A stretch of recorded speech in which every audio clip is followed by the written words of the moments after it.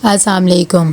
आज हम बात करेंगे तुम बिन कैसे जिए के 61 एपिसोड के बारे में। तो वीडियो शुरू करने से पहले हमारे चैनल को सब्सक्राइब कर लीजिए अगर अभी तक आपने नहीं किया, ताकि हमारी हर न्यू वीडियो आप तक पहुंच सके। यहाँ पर ज़ारा बहुत ज़्यादा परेशान होती है क्योंकि साथ की अम्मी की तबीयत ठीक नहीं होती, उसे समझ नहीं आता कि वो क्या करे। दूसरी तरफ ज़ैनी का बॉस उसके बारे में सोच रहा होता है कि वो क्या दिन था जब उसकी पीए ने आकर बताया था कि एक लड़की आपके पास इंटरव्यू के लिए आई है। इतनी देर में वहाँ पर ज़ैनी आ जाती है तो वो कहता है कि आपको लंच टाइम का पता नहीं है, 30 मिनट से मैं आपका वेट कर रहा हूँ। ज़ैनी कहती है कि आई एम सॉरी, मुझे कोई ज़रूरी काम आ गया था, इस वजह से मुझे टाइम का पता नहीं लगा। दूसरी तरफ मिराह फ़ोन करती है आकिब को और उसे कहती है कि अगर तुम चाहते हो मैं तुम्हें माफ़ कर दूँ तो तुम वही करोगे जो मैं तुम्हें कहूँगी, हमारे घर आके सारी सच्चाई बयान करो। यहाँ पर डॉक्टर के पास जब माहीन आती है तो उसे बता देती है कि तुम कभी भी माँ नहीं बन सकती, मैंने बहुत अच्छे तरीके से तुम्हारी स्टडी की है, लेकिन इसका मतलब यही निकला है। ये बात जब सरवत सुनती है तो कहती है कि आप हमें अच्छे तरीके से बताया आखिर माजरा क्या है। लेकिन माहीन सुनते ही अपना आपा खो देती है और वो बहुत ज़्यादा रोने लग जाती है और कहते हैं कि ऐसा नहीं हो सकता, हमारे ख़ानदान में तो ये बात ही नहीं है।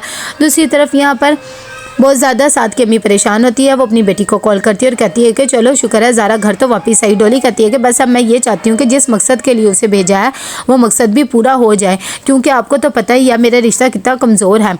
यहाँ पर फ़ाहद भेज देता है वीडियो अहमद साहब को। जब वो वीडियो देखते हैं तो परेशान हो जाते हैं। ज़ैनी जैसे ही घर पहुंचती है तो वो अदनान को देख के कहती है कि कोई बात है जो आपने इस तरह मेरा रास्ता रोका है। अदनान कहता है कि मैं तो कब से तुम्हारा वेट कर रहा था ये बताने के लिए कि ज़ारा वापस साथ के घर चली गई है, अब तुम अपना सोच लो। ये बात सुनते ही ज़ैनी अपना आपा खो बैठती है। दूसरी तरफ अहमद साहब घर आते हैं। वो आते ही माही को थप्पड़ लगाते हैं और उसे कहते हैं कि तुमने तो हमारा नाम डुबो के रख दिया, और साथ ही वो पिक्स और तस्वीरें भी दिखाते हैं जो फ़ाहद ने उन्हें भेजी होती है। माही बहुत ज़्यादा अपने आप को कहती है कि मैंने ऐसा नहीं किया, प्लीज़ मेरी बात का यकीन करें। फ़रीदा भी जब ये सब चीज़ें देखती है तो उसे भी अपनी आंखों पे यकीन ही नहीं आता कि इसकी बेटी इस हद तक गिर सकती है। वो कहती है कि तुमने तो हमारा नाम ख़राब करके रख दिया है। ज़ारा यहाँ पर पहुँचती है साथ के घर और उसे पानी देती है और साथ ही कहती है कि मैं यहाँ पर सिर्फ आंटी के लिए आई हूँ, अगर तुम कहते हो तो मैं वापस चली जाऊँगी। साथ कहते हैं कि नहीं ऐसी बात नहीं, अब तुम आ ही गई हो तो जब तक चाहो रह सकती हो। अच्छा होगा कि हम दोनों आज साथ ही खाना खाएं, क्या तुम मेरे साथ खाना खाओगी? तो ज़ारा भी मान जाती है और कहती है कि चलो ठीक है। दूसरी तरफ माही अपनी अम्मी से बहुत ज़्यादा माफ़िया मांगती है और कहती है कि मेरा ऐसा कोई भी इरादा नहीं था, लेकिन फ़रीदा कहती है कि तुमने तो मेरा शर शर्म से झुका के रख दिया कि इतनी देर में वहाँ पर आकिब भी पहुँच जाता है। माही उसे देखकर हैरान हो जाती है। आकिब भी सारी सच्चाई बता देता है जो कुछ माही ने उससे करवाया होता है। फ़रीदा उस पर यकीन ही नहीं करती और कहती है कि मेरी बेटियां कभी भी झूठ नहीं बोलती हैं, वो बिल्कुल सच कह रही हैं, तुम ही झूठ बोल रहे होगे। अहमद साहब कहते हैं कि तुम झूठे इंसान हो, वैसे भी तुमने तो पिछली दफ़ा मेरी बहू पे इल्ज़ामात लगाए थे। यहाँ पर सरवत जो होती है वो भी परेशान सी होती है और आकर मंजूर साहब को कहती है कि मुझे तो समझ नहीं आता मैं क्या करूँ। ज़ारा अपने घर तो चली गई है लेकिन कह रही थी कि अब वो फैसला खुद करेगी।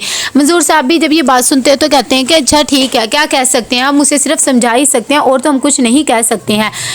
ये सब बातें सुनकर अहमद साहब को हार्ट अटैक आ जाता है। फ़रीदा और माही बहुत ज़्यादा रोने लग जाती है और फ़ौरन डॉक्टर को बुलाती है। इतनी देर में जब वो हॉस्पिटल पहुँच जाती है माही फिर से अपनी अम्मी से कहती है कि प्लीज़ मुझे माफ़ कर दें, लेकिन फ़रीदा उस पर यकीन नहीं करती और कहती कि ये सब कुछ तुम्हारी वजह से हुआ है, मैंने तुम पे कितना यकीन किया। ज़ारा ने तुम्हें क्या कहा था जो तुमने उसके साथ इतना घिनौना खेल खेला है, मैं अपने दिल को क्या मुंह दिखाऊंगी।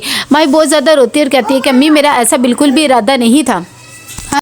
माही बार बार माफ़ी मांगती है लेकिन फ़रीदा कहती है कि जो कुछ तुम कर चुकी हो उसके बाद मैं तुम्हें बिल्कुल भी माफ़ नहीं कर सकती हूँ, मेरी नज़रों से दूर हो जाओ।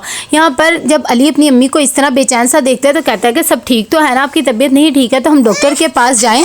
सरवत कहती है कि नहीं ऐसी बात नहीं, बस थोड़ा सा दिल बेचैन सा हो रहा था इसीलिए बाहर ताज़ा हवा खाने को चली गई।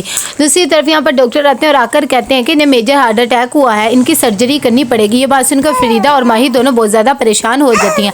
यहाँ पर साथ का दोस्त आता है और कहता है कि जैसे ही मुझे पता लगा कि इन दोनों ने शादी कर लिया है तो मुझसे तो रहा ही नहीं गया, ये कॉलेज लाइफ से ही एक दूसरे को बहुत अच्छे फ्रेंड थे और अब तो एक साथ बंध गए हैं। ये बातें सुनकर वो दोनों भी खुश से हो जाते हैं लेकिन ज़ारा इन चीज़ों से खुश नहीं होती हैं। फिर भी साथ की अम्मी ये सब बातें को बिल्कुल भी किसी के सामने नहीं आने देती और उनके साथ एक अच्छा सा बिहेवियर ही रखती है। यहाँ पर नर्स आती है और आकर फ़रीदा को कहती है कि पेशेंट जो है वो ज़ारा का नाम बार बार ले रहे हैं, प्लीज़ आप ज़ारा को बुला लीजिए, अगर है तो उसे मिलवा दें। साथ की अम्मी यहाँ पर ज़ारा को समझाने की कोशिश करती है कि अब तुम दोनों मियाँ बीवी हो और मेरे ख्याल से तुम लोग एक अच्छे रिश्ते में हो और इस रिश्ते की कदर करो।